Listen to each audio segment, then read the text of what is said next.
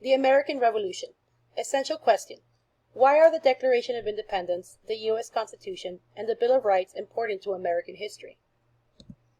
In this lesson, we will analyze and evaluate the text, intent, meaning, and importance of the Declaration of Independence. We will also explain the contributions of the Founding Fathers. Origins.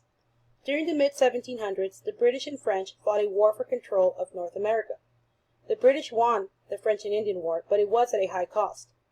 To help repay this debt, the British government placed taxes on the colonists, including the Stamp Act, the Tea Act, and the Townshend Act.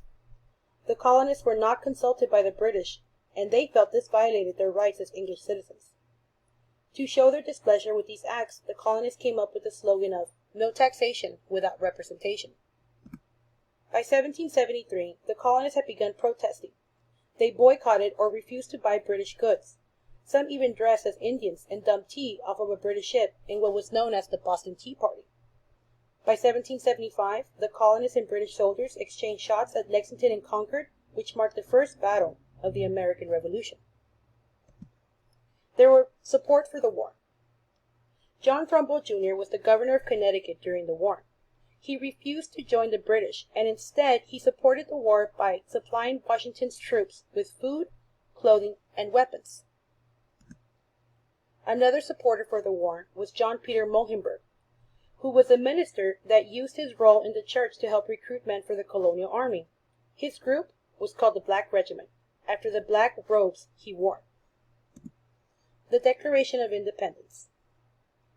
It was during the Second Continental Congress that it was decided to declare independence from Great Britain. It was during this time that we also selected George Washington as Commander-in-Chief of the new Continental Army. It would be Washington's skill and leadership that would lead the colonists to independence.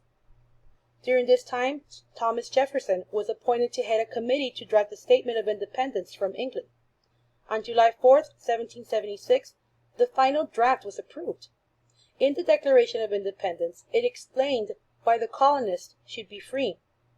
It listed the grievances or complaints the colonists had with King George III and England's Parliament, and it also declared the colonists' independence.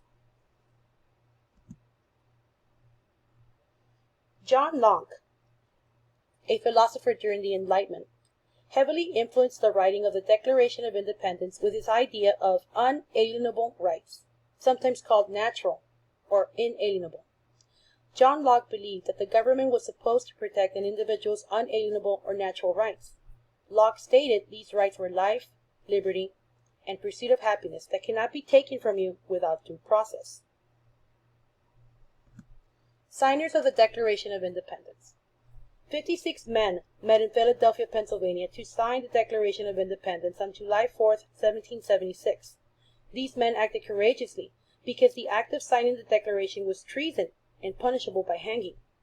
One such man was John Hancock.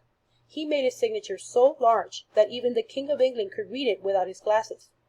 John Hancock was the President of Congress, and the first version of the Declaration of Independence only carried Hancock's signature when it was sent to the 13 colonies. John Hancock's name became second only to Washington's as a symbol of freedom and independence. Another signer of the Declaration of Independence was Dr. Benjamin Rush, who is sometimes known as the father of American medicine. He supported educated women and helped fund an African American church. Charles Carroll of Carrollton also signed the Declaration of Independence. A wealthy businessman, he helped support the revolution with his own money. He also helped in the struggle for the acceptance of Roman Catholics. Dr. John Witherspoon, a church minister, also supported the colonists' independence. He was a Presbyterian clergyman and president of the College of New Jersey, which would then become Princeton University.